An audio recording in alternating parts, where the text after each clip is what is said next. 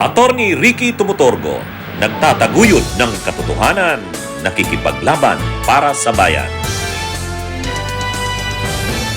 Sabi ni Senador Ping Lacson, ang naging problema talaga kay Soto, sabi niya, kaya hindi nakayanan ni Soto na ipanatiliin yung pagiging Senate President.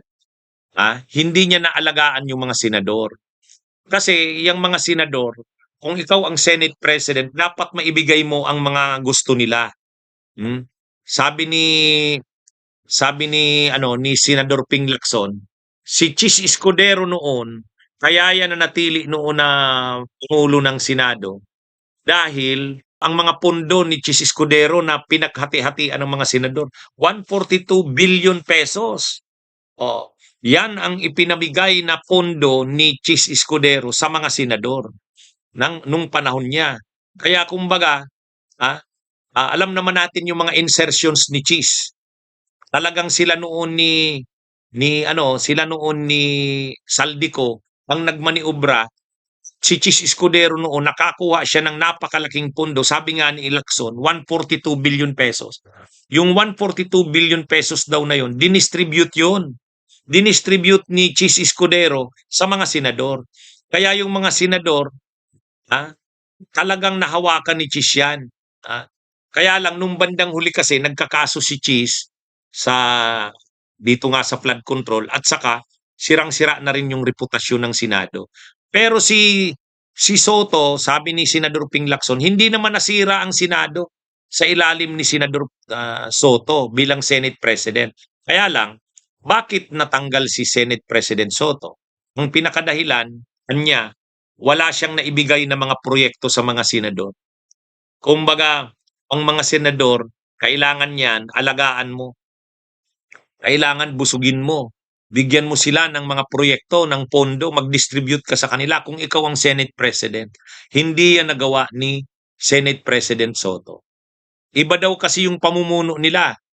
Sabi ni Senador Ping Lacson, nung sila ang namumuno ng Senado, wala silang masyadong mga ipamigay.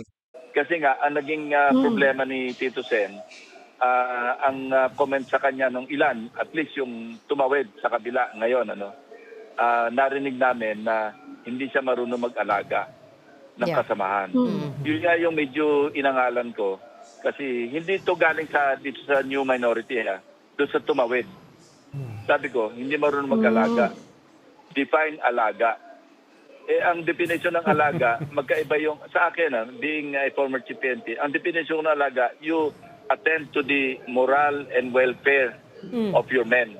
Yan ang natutunan ko Pero kung yung alaga na kukuha ka na, mag-i-insert ka ng 142 billion sa GAA para ipamudbot sa mga kasama mo, sa akin maling definition ng alaga yun. So malinaw na So kung yun ang naging dahilan kung bakit umalis sila kay Tito Sen, lumipat sila sa kabila kasi hindi raw marunong mag-alaga si Tito Sen. I think that's unfair. Actually, ang tinutukoy ni Lacson, pork barrel. Kung baga nung panahon nila, wala silang pork barrel na naipapamahagi. Wala silang pork barrel na naididistribute sa mga senador. Kaya, kumbaga yung loyalty ng mga senador, hindi ganun ka sa kanila. Kaya, maraming senador kumalas kay Soto.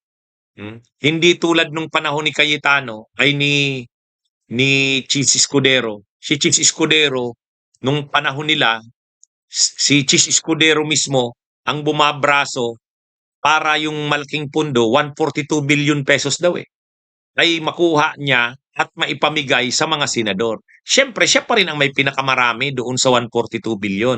Pero, everybody happy pagdating kay Chis. Talagang binusog niya ang mga senador.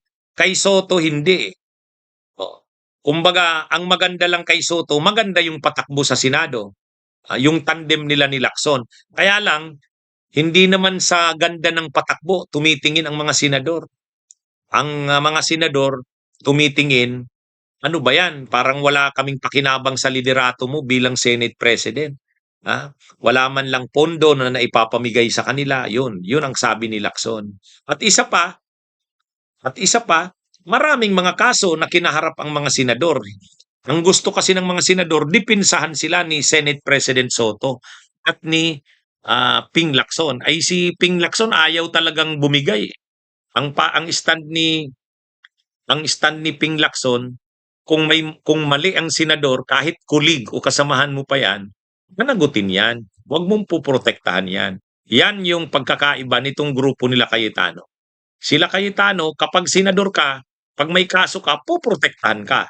Kaya protektado ngayon sila Jinggoy, Jewel Villanueva at saka si Chis Escudero. Kaya sila hindi kakalas kay Cayetano eh. Kasi may mga kaso sila, pinoprotektahan sila ni Alan Peter Cayetano. Yan yung malaking pagkakaiba. Kaya sabi ni Senador Ping Lacson, bagamat nalulungkot daw siya sa nangyayari sa Senado ngayon, pero okay na rin na sila sa minorya, nanindigan sila para sa kabutihan ng Senado. Nanindigan sila para sa tama. Kaya lang, yun na nga, hindi nababawasan yung mga senador sa grupo ni Cayetano kasi unang-una, talagang makapal na ang mukha ng grupo na yun eh. Halimbawa, paano mo naman mapapalipat sa grupo ng nila para mapalitan si Cayetano? Paano lilipat si Bato? Hindi lilipat 'yan. Ganon din si Bongo. Ganon din si Marcoleta, ganon din si Robin Padilla, si Amy Marcos, mga diehard na Duterte yan. Hindi lilipat 'yan. Si Jinggoy, si Chis at si Joel Villanueva, may mga kaso yan. So hindi rin lilipat yan. Yung magkapatid na Cayetano, Pia at Alan, syempre hindi. Senate President si Alan eh. Tapos yung magkapatid na Villar, may kaso rin. Si Loren Legarda, may kaso rin ng anak.